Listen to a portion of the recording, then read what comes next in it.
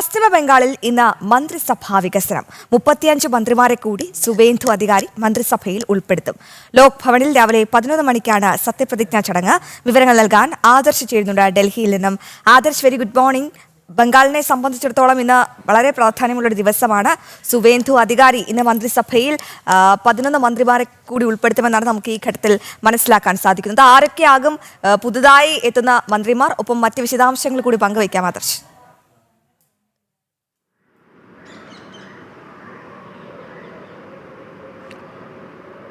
Good morning Aswathy Rakhi. ഏറ്റവും പ്രധാനപ്പെട്ട ഒരു വാർത്ത പശ്ചിമ ബംഗാളിൽ നിന്ന് വരുന്നത് അവിടെ മന്ത്രിസഭാ വികസനം ഇന്ന് നടക്കുമെന്നാണ്. രാവിലെ 11 മണിക്ക് ഗവർണർ RN രവി പുതുതായിട്ട് വരുന്ന മന്ത്രിമാർക്ക് സത്യവാചകം ചൊല്ലിക്കൊടുക്കും എന്നുള്ള വിവരങ്ങളാണ് ഇപ്പോൾ പുറത്തു വരുന്നത്. അതേസമയം ഈ മന്ത്രിമാരുടെ പേരുകൾ സംബന്ധിച്ചുള്ള വിവരങ്ങൾ ഇപ്പോഴും പൂർണ്ണമായും പുറത്തു വന്നിട്ടില്ല എന്നതാണ്. കാരണം സാമുദായിക ഒപ്പം ജാതി പരിഗണന, പ്രാദേശികമായിട്ടുള്ള പരിഗണന ഇതെല്ലാം കണക്കിലെടുത്തുകൊണ്ട് ഒരു മന്ത്രിസഭാ വികസനമായിരിക്കും നടക്കുക എന്ന് നേരത്തെ തന്നെ മുഖ്യമന്ത്രി വ്യക്തമാക്കിയിരുന്നു.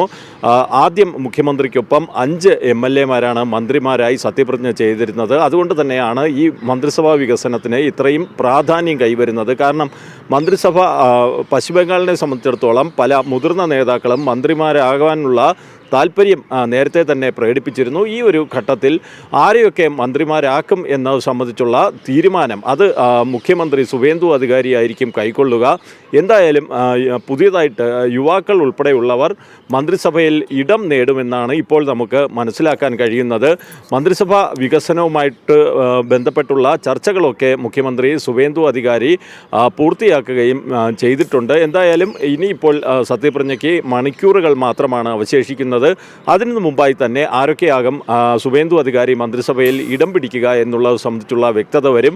എന്തായാലും ഈ മന്ത്രിസഭ വികസിപ്പിക്കുന്നതോടുകൂടി പശ്ചിമ ബംഗാളിലെ BJP സർക്കാരിനെ സംബന്ധിച്ചിടത്തോളം ജനക്ഷേമ പദ്ധതികളും മറ്റും നടപ്പിലാക്കുന്നതിന് വേഗത കൈവരും എന്നാണ് രാഷ്ട്രീയ നിരീക്ഷകരുടെ വിലയിരുത്തൽ. കാരണം നമുക്കറിയാം, നേരത്തെ തന്നെ ആദ്യം സത്യപ്രതിജ്ഞ ചെയ്ത മന്ത്രിമാരുമായി സുവേന്ദു അധികാരി മുമ്പോട്ട് പോകുമ്പോൾ തന്നെ തെരഞ്ഞെടുപ്പിൽ നൽകിയ വാഗ്ദാനങ്ങൾ ഉൾപ്പെടെയുള്ള കാര്യങ്ങൾ പാലിക്കുന്നതിന് അദ്ദേഹം ഊന്നൽ നൽകിക്കൊണ്ടാണ് മുന്നോട്ട് പോകുന്നത്. ഓരോ ദിവസത്തെയും പ്രവർത്തനം കൃത്യമായിട്ട് വിലയിരുത്തുന്നു. അത് ബംഗ്ലാദേശി നുഴഞ്ഞുകയറ്റക്കാരെ മടക്കി അയക്കുന്നത് അടക്കമുള്ള കാര്യങ്ങളാണെങ്കിൽ പോലും കൃത്യമായി 24 മണിക്കൂറിൽ എന്താണ് ചെയ്തത് എന്നതടക്കമുള്ള കാര്യങ്ങൾ കൃത്യമായി വിലയിരുത്തി അതൊക്കെ ക്യാബിനറ്റിന് മുന്നിൽ വെച്ചുകൊണ്ട് മുന്നോട്ട് പോകുന്ന ഒരു സമീപനം തന്നെയാണ് മുഖ്യമന്ത്രിയുടെ ഭാഗത്തു നിന്നുണ്ടായത്.